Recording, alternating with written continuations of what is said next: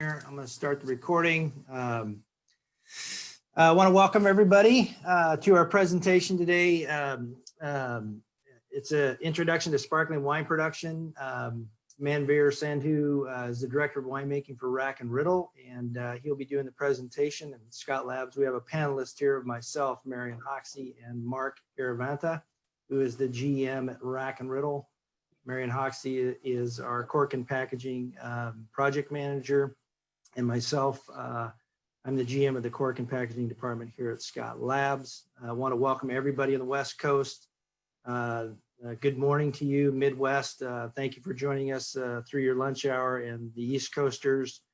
Thank you. We know time is valuable for everybody, so we want to kind of get through this presentation and then open it up with questions. Feel free to ask questions in the chat, questions and answers. We'll deal with those when we get to the end. We look forward to this, and it's our pleasure to have you guys with us, and we hope you take away some great techniques and a better understanding on how the sparkling process is done. I've been with Scott Labs for about 8 years. I was before I ran the packaging department, I was the VP of production and operations and procurement for several larger wineries.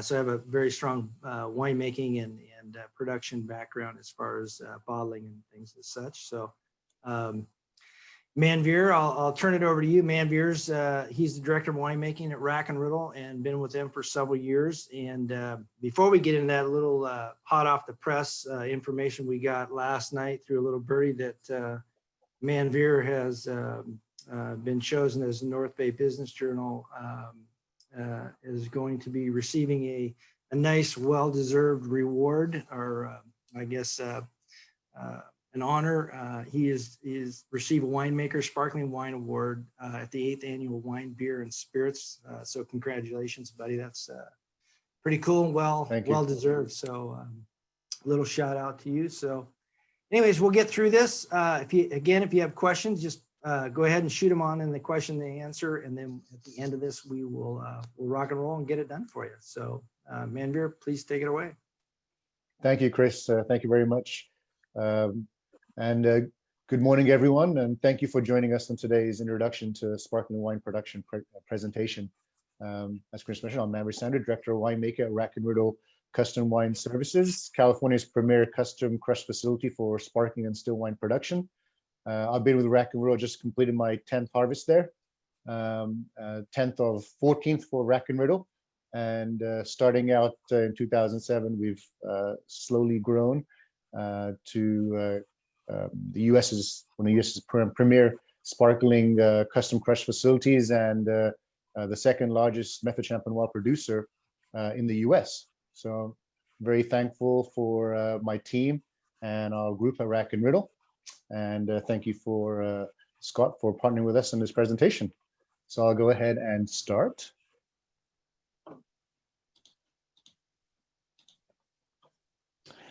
So today we'll be discussing an overview of the sparkling winemaking process, focusing on Méthode Champenoise, or the traditional method.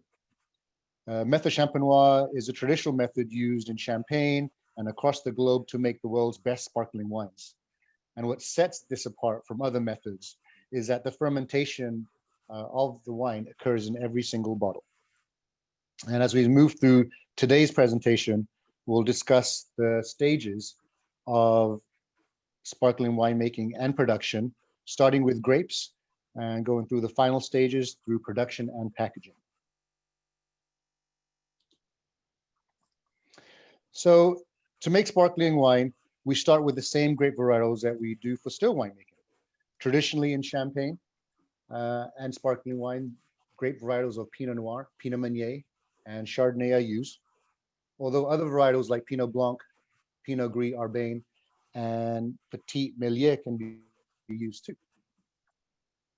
In fact, almost any grape varietal can be used to make sparkling wine. And here at Rack Riddle, we have used quite a few different varietals, such as Malbec, Sauvignon Blanc, Chenin Blanc, Barbera, and Zinfandel, to name a few.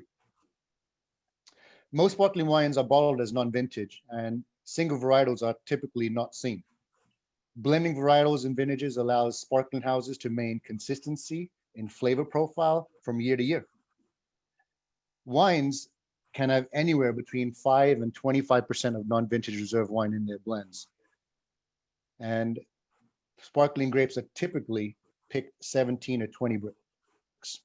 Now, it may be counterintuitive to you to think that at this bricks range, the grapes would be mature enough. But in fact, in the 17 or 20 bricks range, the fruit profile and acid for the grapes deliver the crisp and bright profile perfect for making sparkling based wine. Also, at this stage, we are right around 8 to 11 grams per liter of titratable acidity. Manveer, you said you could pretty much make sparkling from any grape varietal. So if I wanted to make a sparkling out of Cabernet or Cab Franc or something like that, I could do that. Definitely. You can make it basically out of any grape varietals. We have made sparkling out of Cab Franc and Cabernet Sauvignon before. The only difference is that we would treat it as if it was a white grape and would go straight to press rather than crushing or distemming it. Gotcha. And actually, a Cab Franc we've done in the past has been quite beautiful actually. So there are certain nuances that carry through really well for any varietal really. There you go. So for those mavericks out there that want to try something different, there's great options, eh? Definitely. Perfect. Definitely. All right. Well, now that you've picked your grapes at the perfect maturity, it's time to press them. So grapes to sparkling are typically hand-picked and whole custard pressed. This delivers the cleanest and least extracted juice. The juice from pressing is further separated into 3 press fractions, and this allows winemaking additional components when crafting our blends. The 3 fractions are cuvee, tie, and rebèche. Cuvee, pressed up to 0.8 bars, includes a free run portion as well as a light press fraction.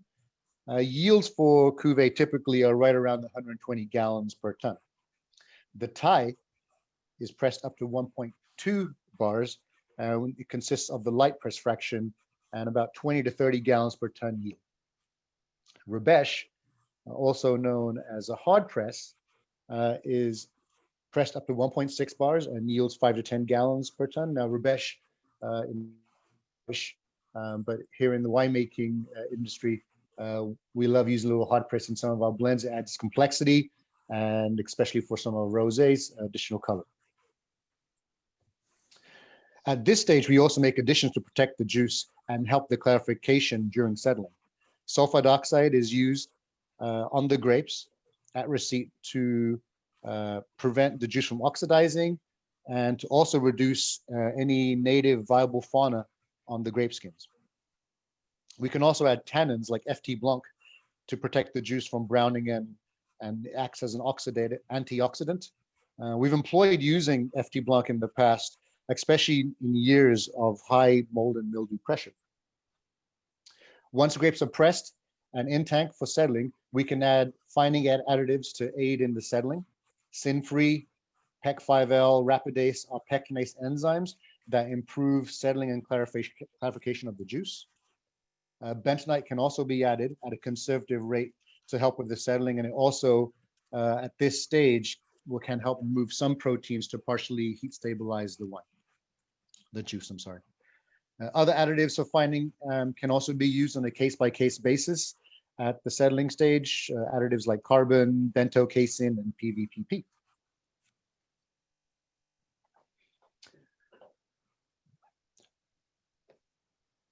Now that the settling has taken place, it usually takes about 24 to 48 hours at about 45 degrees.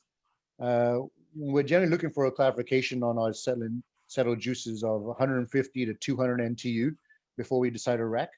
But once they're racked, we run a pre-fermentation panel to check the bricks, pH, TA, and YANs before proceeding with inoculation. Now, if the bricks and acid needs to be adjustment, that acid and water adjustment is made at this stage.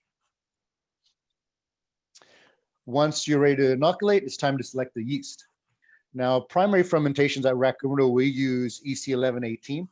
but we've also used other yeasts in the past, such as DV10, QA23, and quartz.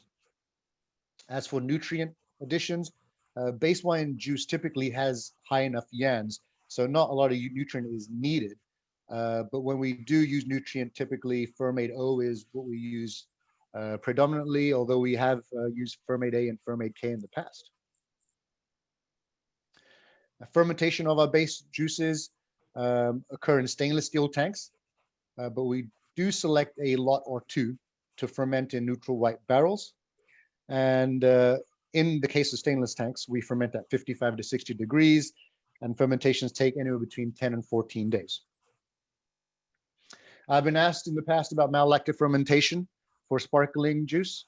Now, this is really a decision of for style of the house, the sparkling house. And if the acid levels are high, then it may be a good strategy to go through malolactic fermentation to bring the acid levels down. I don't recommend going through partial malolactic fermentation because there's always the risk of it going all the way through in the tank or potentially going through fermentation in the bottle during the second fermentation. After fermentation, wines are settled for 2 to 4 days before being racked. And when we do rack, we do take the light fluffy lees along with the clean juice. And SO2 is also added at this stage and maintained at 15 to 17 ppm until ready for blending and bottling.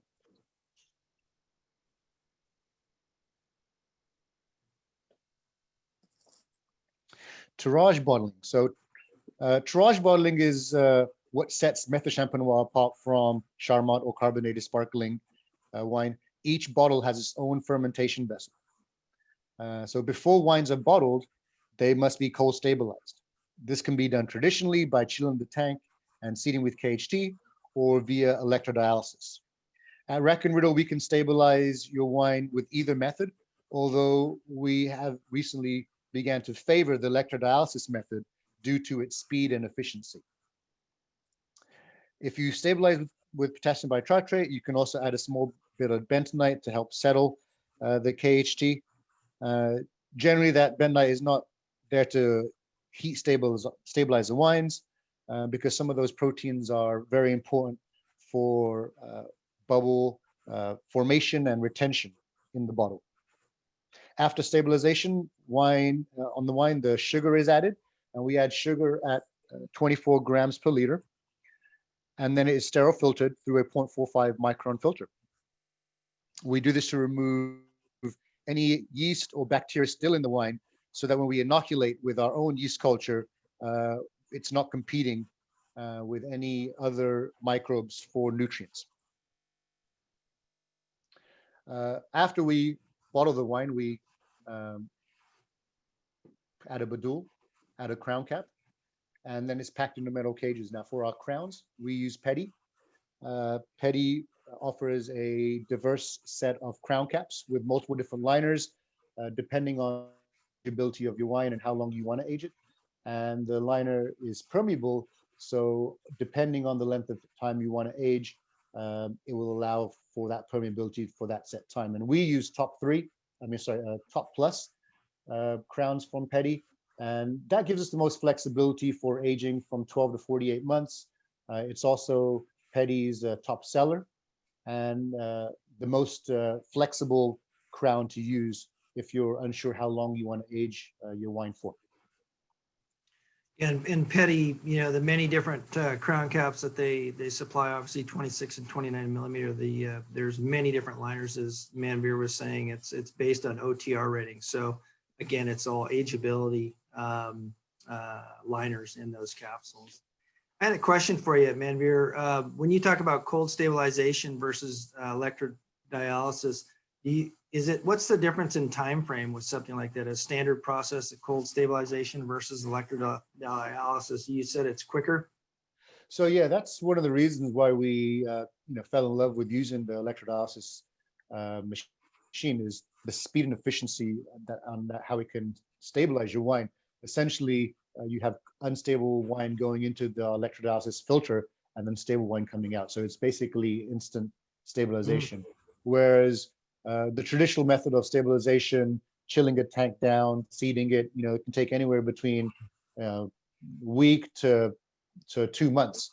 So there's a little bit of an unknown on how fast the wine will stabilize. And with Rack and Riddle and the custom crush services we offer, we have a pretty tight schedule on bottling. So knowing when a wine will be stabilized, it allows not only the winemaking team, but the cellar and production to work more efficiently in getting wines ready for bottling. Yeah, which also would help reduce energy costs, right? Through doing it through electrodialysis, eh? Correct, energy and additive costs. So, and also there's a wine quality savings there too. Chilling a tank down for prolonged periods of time, you can increase the risk of oxidation of that wine. Energy costs, I mean, I think everybody knows, running a glycol system, especially in the summer, can be quite expensive in keeping juice at 32 degrees. So there's huge energy savings with that. And then obviously, purchase of potassium bitartrate. We've significantly reduced our expenditure on that particular chemical, because going through the electrodialysis doesn't really require any chemicals outside of the cleaning chemicals for the filter. Right. So if anybody has any questions on the PD liners, we carry those in stock. We can send samples. We can send brochures. Just reach out to us, send us a note and chat, or a question and answer, and we'd be happy to get something out to you. Great. All right. So just one more quick note for those that want a little more detail on the Triage Bottling.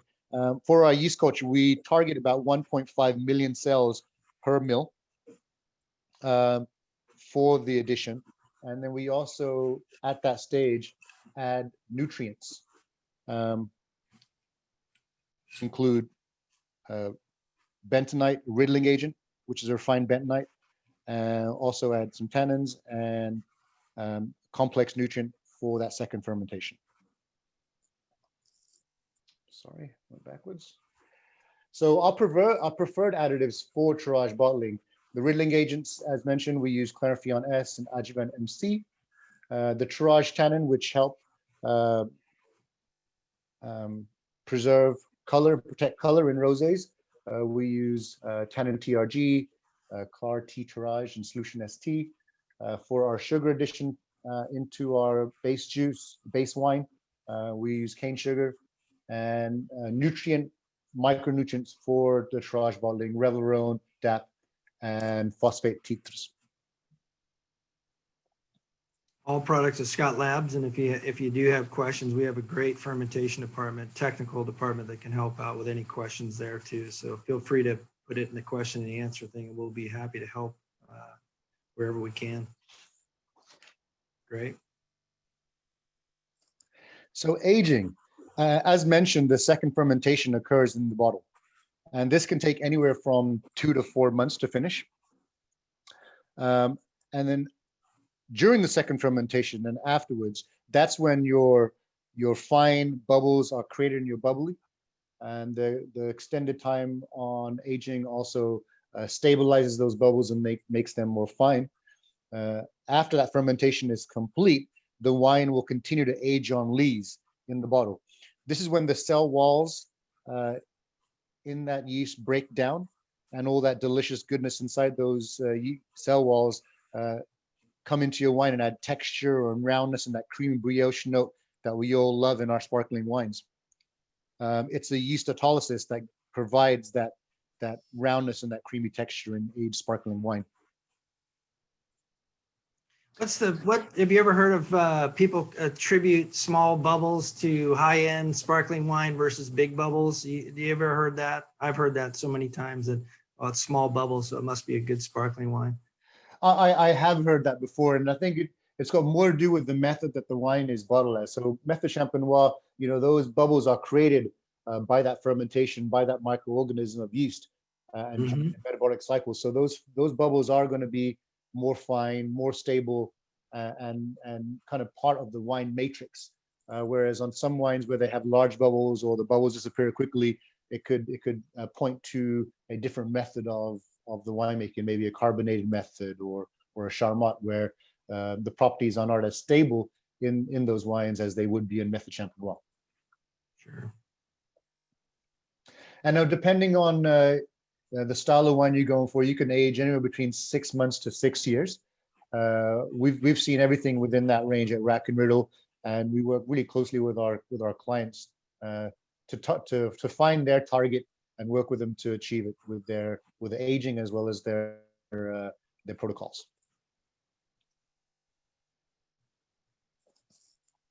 So as we approach the date for disgorging, we have to begin the process of riddling the wines. Now, this needs to happen at least 2 months prior to disgorging. And at this point, wine's been aging on its side or sur lot for 6 months to 6 years. And we need to remove the lees from the bottle. So then riddling is the process of clarification by moving the yeast from the side of the bottle to the neck of the bottle.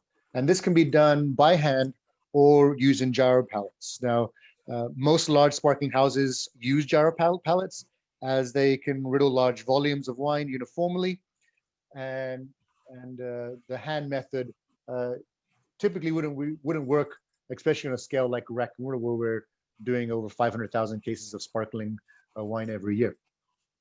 Riddling can take anywhere from 3 to 7 days, and that evaluation is based on the winemaking team going out and evaluating the bottles for each individual lot and determining the best riddling program that will work for that particular lot of wine. After riddling, wines need to settle for additional 7 days. They've just gone through a pretty rigorous cycle, and they need that 7 days to find their equilibrium again, and then also allows the lees to compact a little bit.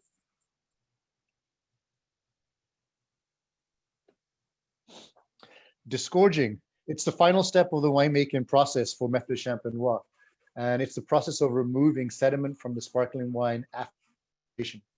The bottles are placed neck down in a champagel, which is essentially a glycol bath that freezes the necks of the bottle where that yeast plug is. Glycol is at negative 25 Fahrenheit. And at that temperature, typically takes 8 to 10 minutes to freeze the very neck of the bottle that contains the solids. Crown caps are then removed by the disgorger, and the pressure of the bottles at 6 bars pushes that ice plug out, leaving behind a brilliant clear wine. And at this point, dosage liquor is added to the wine to finish. Now, dosage liquor is a sugar and wine mixture that can range anywhere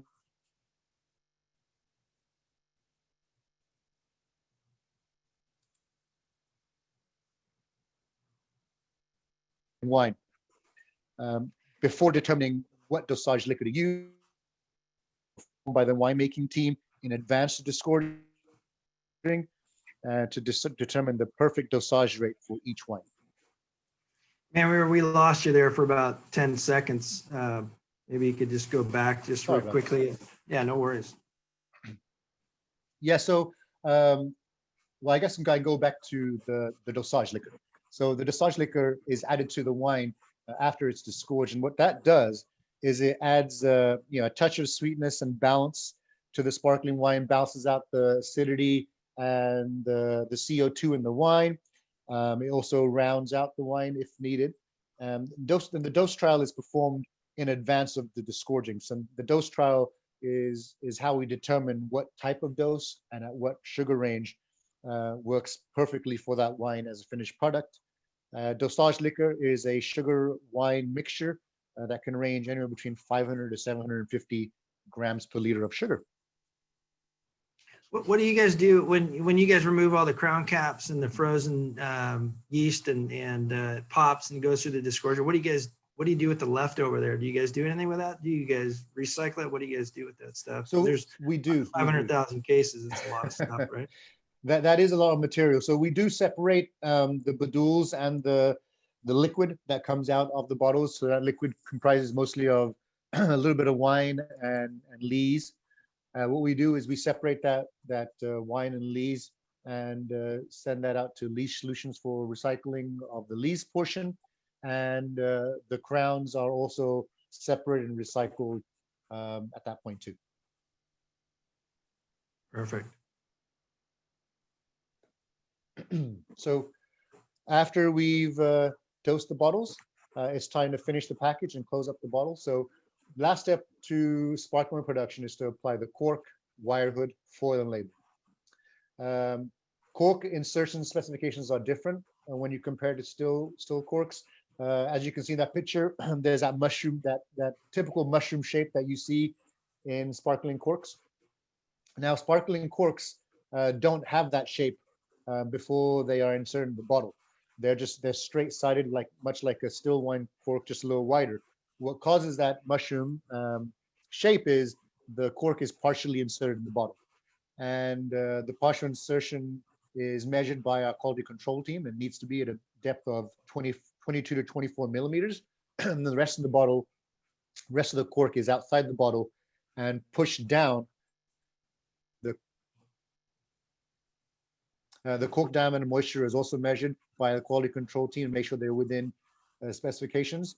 And it's recommended by our winemaking team that you rest the bottles after a disgorging process, anywhere from a month to 2 months to 6 months. But I can't blame you if you can't resist to indulge in a couple of bottles of your delicious bubbles before that. It's hard to resist, but the wine really finds itself after some time resting after disgorging. It's something that we find too, because we obviously sell the wire hoods and champagne corks to our customers, is insertion depth is very critical. So sticking to the 22 to 24 millimeters is very important, because what people don't really understand is that if you insert it to 24 and then the wire hood is applied to the cork, and then the mushroom, the wire hood compresses the cork to create that mushroom effect on top. It also inserts the cork a little bit further, another millimeter to 2. So if you're on the high end of, some people will insert to 26 millimeters, and then when you put the wire hood on, you end up at 28 millimeters, and then you have extraction issues. And people get confused that maybe it's a coating issue on the cork, but really it's just the insertion is too deep. And it's interesting. I have one here. I don't know if everybody can see it, but here's an example of someone that was having a really hard time getting their corks out of the bottle. The insertion is just way too deep. So you can see that the wire hood really isn't doing anything for it. It's just spinning on there. So pliers won't even take that out. It'll break. So insertion depths are really key to make sure that the quality control, and R&R does a very good job at that. So. Yeah, thank you for that explanation, Scott. At Rack Riddle, we have a separate quality control team with 4 technicians that measure our quality control specs at every stage of bottling: triage, disgorging. They verify after riddling if the clarity is where it needs to be prior to disgorging, and every step of the way through that disgorging line, they're checking the wine, the Assage liquor, and all the package and specifications to make sure that they meet all our needs and our client needs. And then lastly, the wire hoods. We use ECAS for our wire hoods, and it's a great partner to work with. Their customer service and the way they can expedite our orders is great to have, and we really enjoy using them as our supplier. And some of the fun facts: Relvis has been around since obviously 1926, and they produce annually 120 million corks. A lot of their clients are the Clicquots, the Dom Perignons, the Krugs, and a number of many wineries here in the United States. So great company, been around a long time, great product. And then ECAS has been around for quite some time too, 1956. And just so general numbers, so everybody understands that the wire hood industry is about 4 billion wire hoods per year that's produced. ECAS produces about 3.3 billion of the wire hoods overall volume worldwide. So big company, everything, quality is bar none there. They build their own machines to be able to produce at 250 to 270 wire hoods per minute. It's a pretty neat process to watch the wire just flying through this equipment, and this beautiful wire hood coming out the other end. So some of the products that we support and distribute here. So yeah.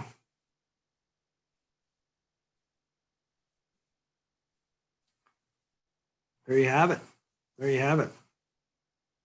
Thank you very much. I appreciate the time you guys took to listen to our presentation.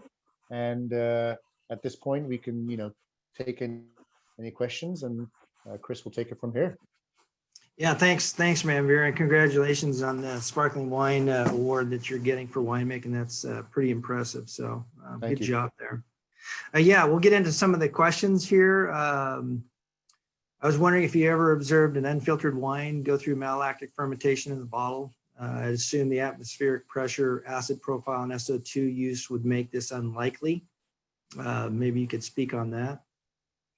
So, malolactic fermentation, when not prescribed, is always a problem for winemaking. Now, if you have an unfiltered wine, that risk of malolactic does increase. That's one of the reasons why we do 0.45 membrane all of our wines prior to Triage Bottling, because there is that risk of malolactic fermentation occurring in the bottle. And I have seen it in the past, very infrequently.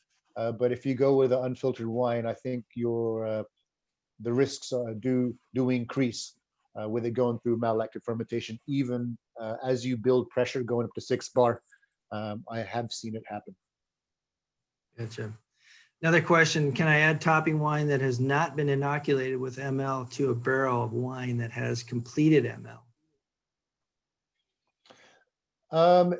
So a couple of things I would want to know is where your SO2 is. So if your wine that hasn't gone through malolactic fermentation has been SO2'd, and vice versa for the ones that it has. If it's going to a barrel that's already ML dry and you put wine that has ML, then you can continue that malolactic fermentation, but then you're also prolonging the amount of time that wine is not protected with SO2. So there is a risk of a prolonged malolactic fermentation in your barrel. But if it's a small enough wine, it should be okay. Percentage-wise, overall, it's not a huge amount of malolactic positive wine that you add into the barrel. What level of protein stability do you try to achieve? What is the ideal optimum most production? And do you have a target NTU after heat testing? So as mentioned in the presentation, we don't add bentonite to heat stabilize wines. Now, I do add bentonite on the juice stage for settling, and that does have an impact on some protein stability of the wine itself. But typically, we do not heat stabilize the wines as the wines need those proteins for bubble formation and bubble retention. But if you're checking NTUs on a wine that you're looking to bottle, anywhere less than 10 NTU, hopefully you don't go beyond that. But anything below 10 NTU would be fine. If you are in the high NTU range in the 20s, 30s, 40s, adding about 1 pound per thousand of bentonite should do the trick to get you to a low enough level. But adding too much may impact your wine post fermentation. Good. Another one, this is a good one. I know the legal TTP definition of sparkling wine is anything over 3.9 grams per liter CO2. What is the limit when measuring in bars, PSI, and ppm, parts per million, in volume? Do we know that? What was the first part of that, Chris? I didn't. Legal TTB definition of sparkling wine is anything over 3.9 grams per liter of CO2. And then what is the limit when measuring in bars, PSI, and the ppm volume? Right, I don't off the top of my head have that comparison between grams per liter of CO2 as it pertains to bars of pressure. Typically most sparkling wines are right around the 6 bar pressure. I've seen some Prosecco style wines that are closer to the 4 and 5 bars. I believe all of those far exceed the 3.8 grams that you're referencing as far as the minimum definition. Gotcha. What is sparkling wine shelf life in bottle versus can before you start losing important properties? That's a good one, because we do see in our industry that the canning industry is picking up. We definitely see it in like a lot of seltzers. Our fermentation department here at Scott Labs deals a lot with the seltzer products that are coming out of the market. So What can you tell us on that?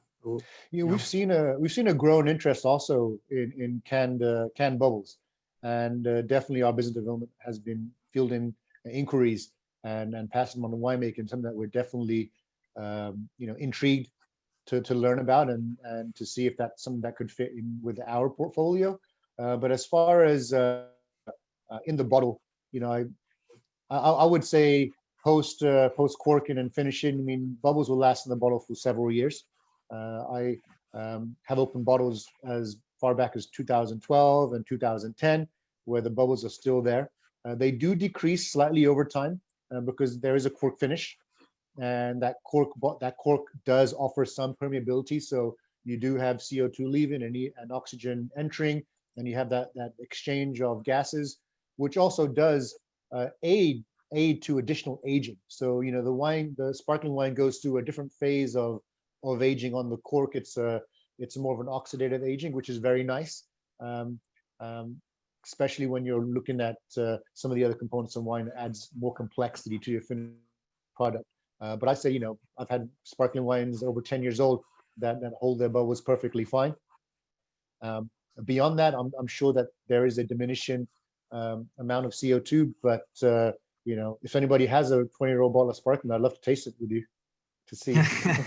Maybe we can set the range that. Yeah, I do know. I think my understanding with cans is too, the liners, the spray liners and protection that's on the inside of the can tend to break down, and so like that's why they have an expiration on sodas and things like that. So I'm not sure how it affects the sparkling wine. Does acidity eat into that liner in the can, and so from a shelf life standpoint. But do you think that's something that you guys, I mean, Mark, I know Mark, the GM, he's here with us from Rack and Riddle.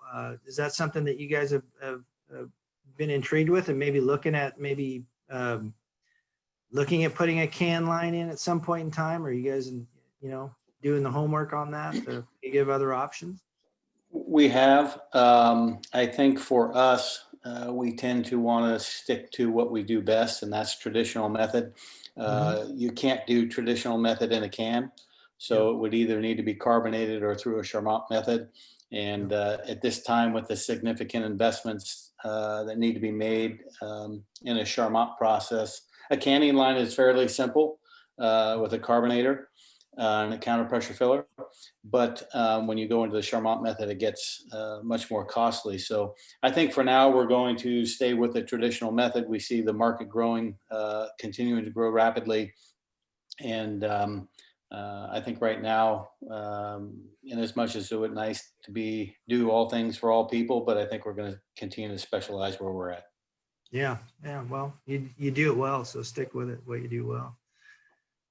What is that you like about specific yeast that you use? Is there anything specific that you like about the yeast that you use, Manveer? Yep, oh, there you go. You're back. I'm sorry. Yep, sorry. Sorry, Chris, could you repeat that question? My connection cut out a little bit there. Yeah, what is it you like about the specific yeast that you use? So the EC1118, one reason why we like it's a very strong fermenter, and when you're fermenting in adverse conditions, like in a closed bottle that's continually building pressure, you want a strong enough yeast that can finish fermentation. I think one of the worst things that could happen is a wine sticking during that fermentation, and with that could come variability among the lot too. So some may be finished and some may not be finished. So EC1118 is a really strong fermenter and reliable to the point that we know that we will finish fermentation in the bottle.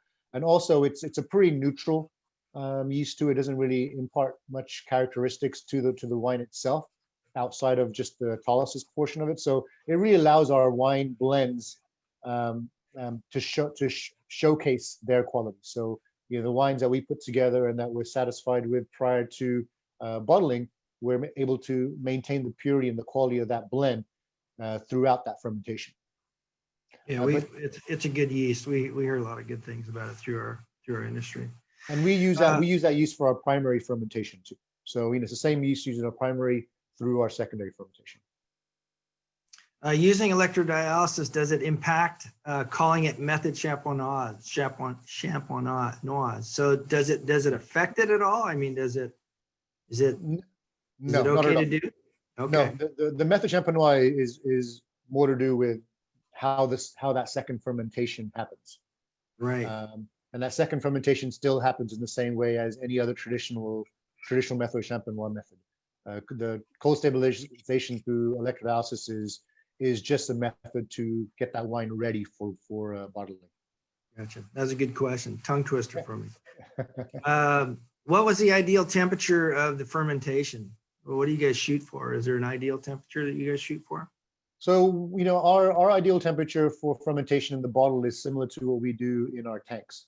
So that primary fermentation between 55 and 60, and we follow that same process for the second fermentation between 55 and 60 degrees. It's very important, however, during that second fermentation that we maintain a steady temperature throughout that fermentation and throughout aging. Any big changes in temperature can cause issues with that fermentation, but then also cause issues with the aging and riddling capacity of the wine. If you have changes in high temperature changes on the outside of the bottle or low temperature changes in the outside of the bottle, you can cause a convection effect inside the bottle that will affect how cleanly a wine riddles. So it's really important that all of our warehouses that hold our sparkling wines are kept temperature controlled. The doors are closed to minimize current. All those factors affect the overall the quality of the wine. Great. We got quite a few questions here, so we'll zip through these, and if we don't get to them by the end, we'll definitely follow up with everybody. How is the optimum pH for a wine base, and how does the wine pH influence the bouquet of the final product? So typically we're between 3 to 3.3 pH. And that goes along with the fact that we're picking at a lower Brix range, and the acids are also higher. But that delivers those crisp, bright flavors to the wine. So you do have more of a citrus and green apple and grapefruit bouquet and flavor profile to those wines. Mm-hmm. And it really helps up well to that finished product, providing that backbone when you come to finishing the wine with your dosage. Gotcha. This is a good one. Electrodialysis equipment, is it available to small wineries? I don't know who you guys use, but maybe that would be something that we could follow up with that customer as far as the company that you guys or the equipment that you guys have, and then you can forward off to them, so we can follow up with that one. Welcome, Thomas Kling. It's good to see you.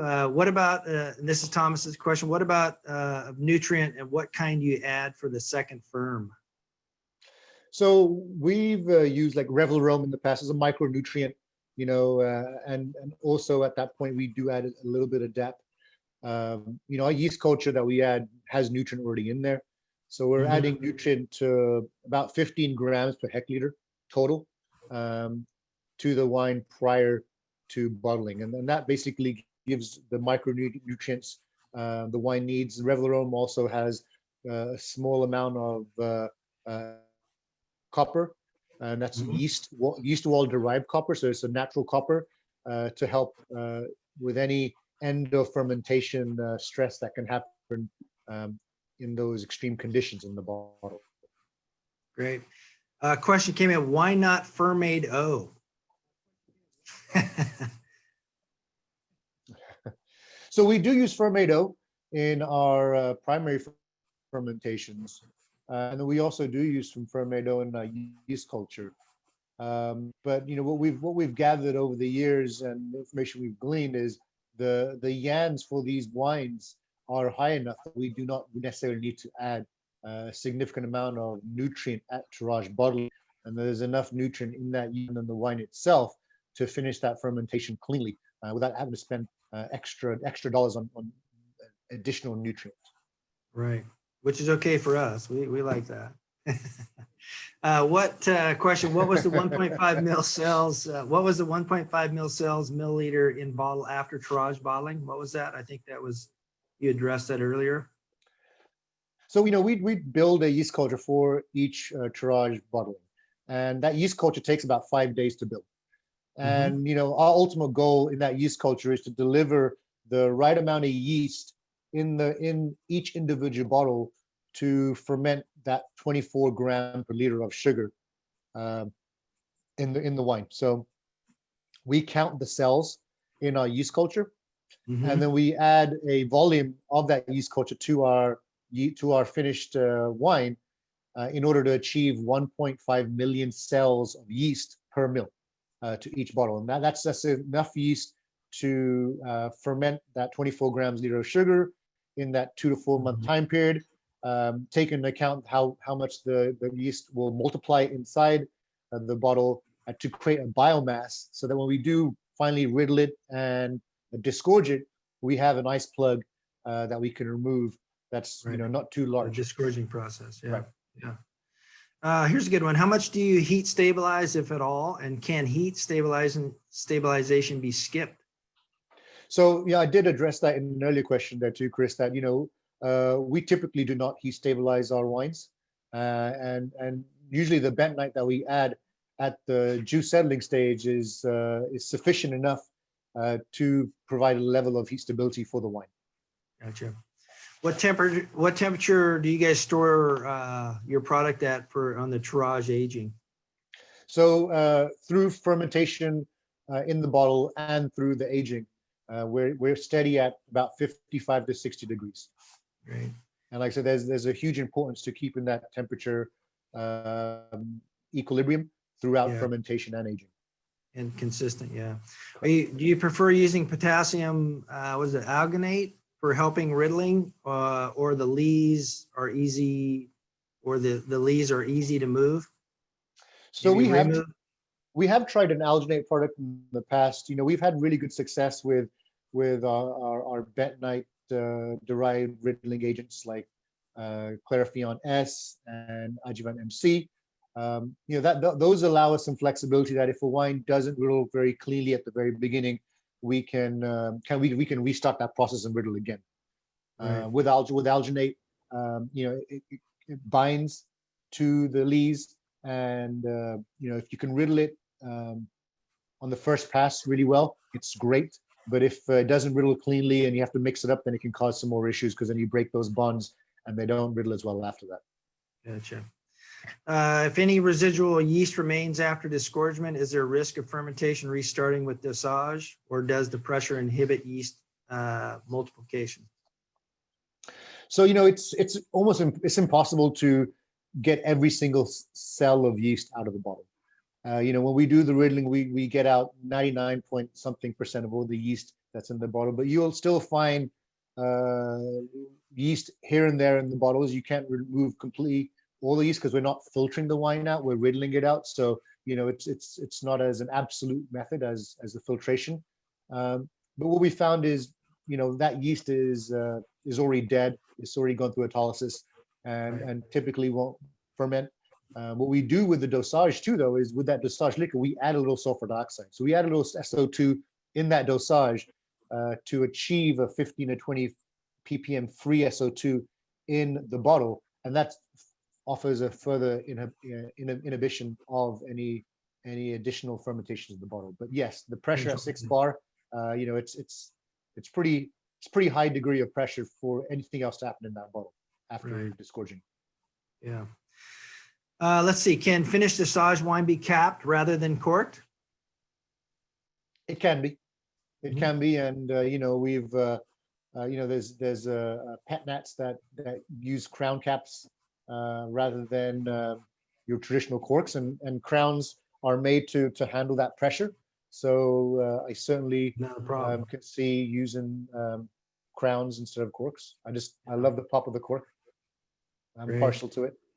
Let's see. If a mistake was made in cold stabilization prior to Triage Bottling, can it be corrected during dosage? These are really good questions.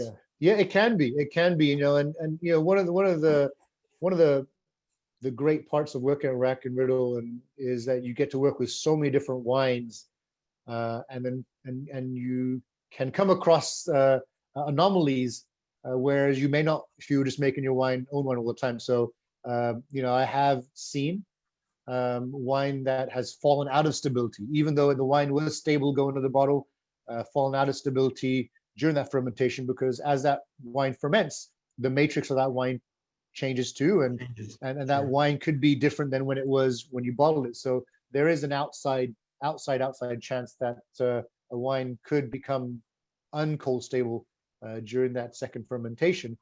And there are ways of removing that. So you could chill your bottles after you riddle them to seed out additional tartaric acid crystals, some acid crystals, so that you can riddle those out and disgorge those out.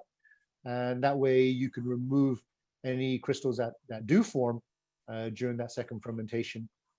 And that generally takes care of the issue of a wine falling out of stability during fermentation. Gotcha. Let's see, thoughts on invert sugar versus cane? We've used invert sugar too in the past, as well as cane sugar. We prefer to use cane sugar because it ferments just as well. I think with the invert sugar, what you're seeing is that you have sugar that's more digestible by the yeast.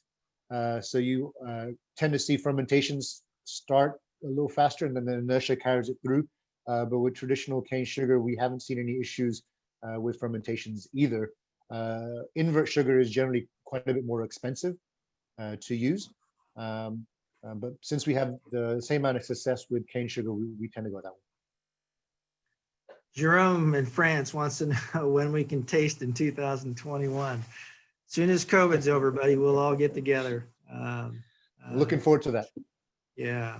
Let's see. A good question here. Are the corks rated TCA free? And you answer this honestly with the hundreds of millions of corks that you guys buy from us.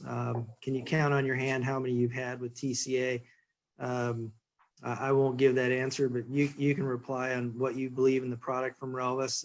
I can tell you our Scott promise through Scott Labs is if you were to find a bottle that was corked, we'll reimburse you the full retail price of that bottle. But maybe you could answer that neutrally on, do you ever find them and how often, and is there a lot, little? We rarely have any issues with these corks. I mean, we're very, very satisfied with the Relvis corks, and say to count on one hand, I really can't count on one hand. If we've seen issues with TCA on the corks, like I said, we're very satisfied. We go through our own quality control process in vetting these corks, as well as other corks we've tried, and have not seen any issues regarding TCA when using the Relvis cork. So very happy to be using them as a supplier.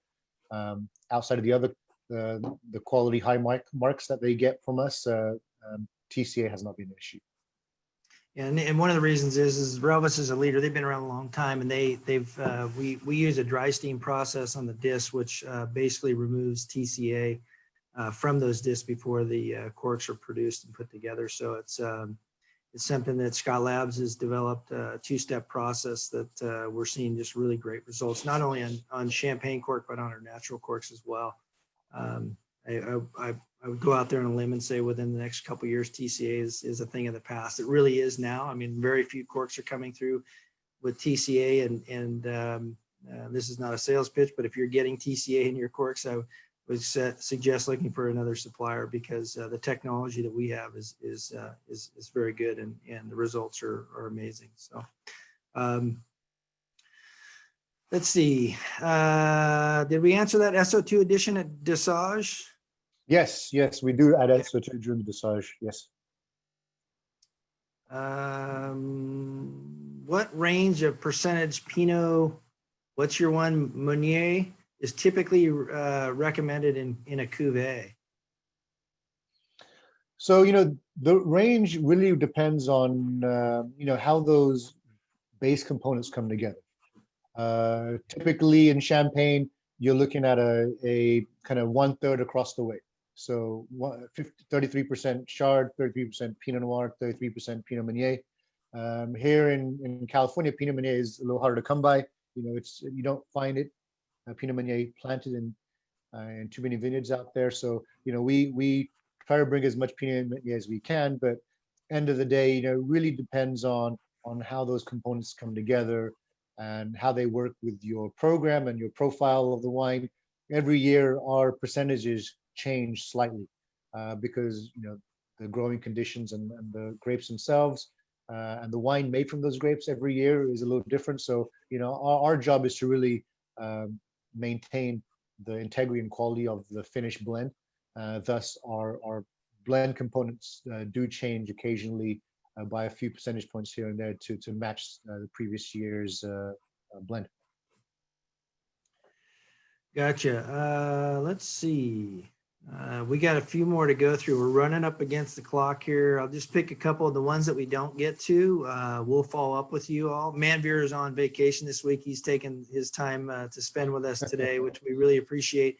But we'll work with you and get you this. I know some people have asked, will we have this webinar available? We'll have it on our website. Once it's uploaded, it's all being recorded. So feel free to, some people, very great comments of great information that we're providing. So that's what we hope to get out of these things for our customers and potential customers.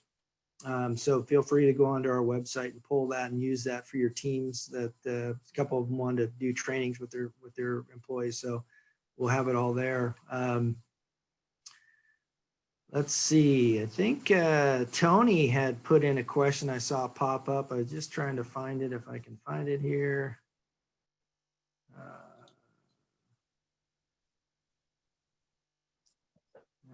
Let's see. Where'd you go, Tony?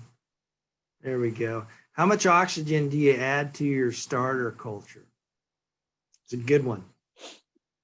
So, we have in the past made a yeast culture and pumped in oxygen.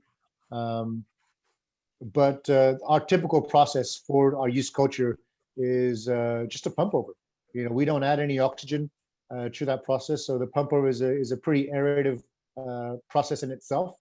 And it provides enough air to that culture to ferment healthy and at the rate that we need it to. Is there, being Tony, Tony is a great customer of ours on the East Coast. And so is it different making sparkling wine here on the West Coast versus in the East Coast where it's much cooler and things are a little bit different as far as growing regions and things like that, I mean, I think every region will have its issues or challenges. Yeah. And so, yeah, definitely growing in the East Coast where it may be cooler and in the winter months and maybe not as quite warm in the summer. What I would imagine is that getting your maturity in your grapes is going to be a bit more challenging.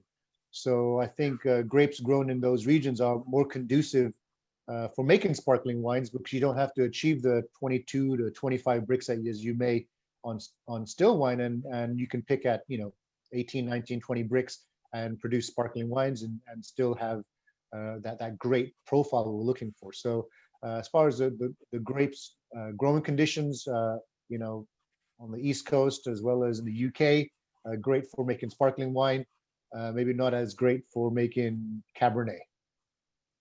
Yeah. I picked that one because that was a good question. Someone had asked about, and I'll speak on this a little bit. You talk about when you consider an aluminum versus a steel crown cap. So you have a standard steel, you have aluminum, and then you have stainless steel, and they all come with different liners. You can, for aging, you're asking for 24 to 40 month tirage. So all of them, you can get them with a different liner for that aging process. The difference is during your application, stainless steel and standard steel, if you have a magnetic capper, you're going to want to use that because it's going to stick to it. Aluminum won't stick to the magnetic. So I hope that answers your question. If it didn't, please send us another one and we'll follow up. Again, if you need crown cap or Bredouille samples, we have them in 26 and 29 millimeter. We'd be happy to send people samples. Even if you're a small producer and you're just doing something small, we're happy to send it out to you and you can use the product and do your trials. Never know when you can be big. So we're just here to help. We answered that one. Oh, here's a good one. How long do you recommend to wait after bottling before releasing to the marketplace? Also, the compressed cork hasn't had enough time to compress in the neck yet, so it might be super tight, a super tight fit and explosive upon opening at this stage. So maybe you talk about that. I mean, you guys typically let the wines sit after they're bottled for a couple of months. It's always good to let them sit for a little while before you try and pull them out. But yeah. Yeah, I would agree. I mean, anywhere between 2 and 6 months would be something that I would recommend. As mentioned, sometimes it's hard to resist opening that bottle, Right. but it will only get better with that time. You know, like I said, disgorging is a pretty violent process. So allowing that time to rest, let the wine rest and find itself and come to an equilibrium, time will do that. So yeah, 2 to 6 months would be something I would recommend. Not only for the cork, but also for the wine, for the shot. Yeah. Here's another. I'll do 2 more here, and then we'll follow up with a few. We have about 20 more. This is great. This is exactly what I want to do, is question and answer, so everybody can. I'm sure everybody has a question that's probably been answered, and so one is pressure in the bottle when you're bottling. What were the bar range that you guys bottle at in the bottle? So we'll see anything from about 5.5 to 6.5 bars of pressure. Okay. Now, you know, for young wines at the bottle, there's this inherent amount of gases that are already in the wine post fermentation. So you could see that number climb into the high 6s. But that 24 grams per liter of sugar calculates to about 6 bars of pressure in the bottle once the yeast have consumed all the sugar. Yeah, I chose this one because it's a great one with our products and champagne cork. You know, when that cork goes in and it mushrooms and expands, part of the extraction process of that champagne cork needs that pressure in the bottle. And if you're only 2.5, 3 bars, it makes it very difficult or almost impossible to get that cork extracted out of the bottle. So something to keep in mind for those ones that are new to sparkling or any carbonated products using a champagne cork. You need to have pressure to help break that seal and that pressure to help pop that cork. So that's a good one. But and temperature is really important too. You know, the warmer the wine is, the higher the pressure is. So Sure. we'll release that cork a little faster. And then if it's too cold, it may be harder to release that cork, especially if you have ice buildup anywhere in that bottle. Okay, last one, and then we'll roll here. Can you please elaborate on how the proteins help the bubble formation, and why do you see so much color loss on rosé sparkling from press disgorging? Thank you. So the protein aspect of it, there is a chemical pathway for the bubbles to form with those proteins. It stabilizes them. I can go into a little more detail kind of off presentation because there is a little more detail. Technical detail in that, and my email is here. So on the presentation, if we don't get to all you guys' questions, because I do see a lot of questions still popping up, and Yeah, feel free to email me, Mark, Chris, if you have any follow-up questions, and I can attend to those in more detail. And the second part of that question, color. You know, yeah. there are tannins and phenolic compounds in rosé.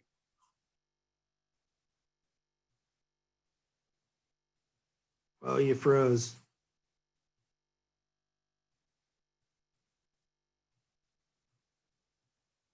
Everybody's worst nightmare on a presentation where he freezes.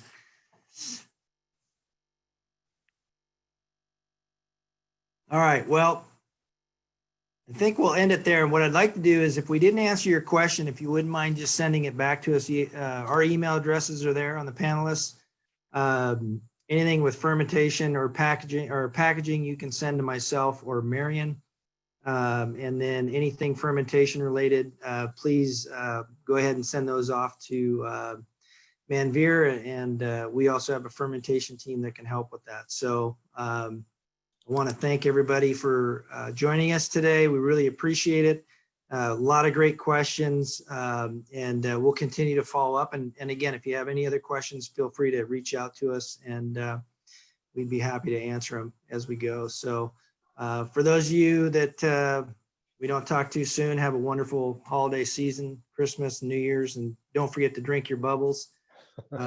If you have questions on Rack Riddle and custom bottling and processes, they are the second biggest custom house, especially on the West Coast here. So feel free to reach out to Manveer or Mark Garaventa, who's the GM that spoke earlier. Great folks. But again, thank you. And thank you, Manveer, for putting this presentation together. This was great sponsoring you guys.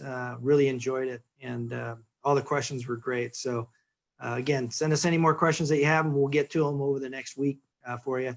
And then once we have this loaded up, we'll put it on our website and feel free to visit it and go through it again. So I want to thank everybody, the panelists, for being here, and thank you, our folks that joined in, and wish you a good day.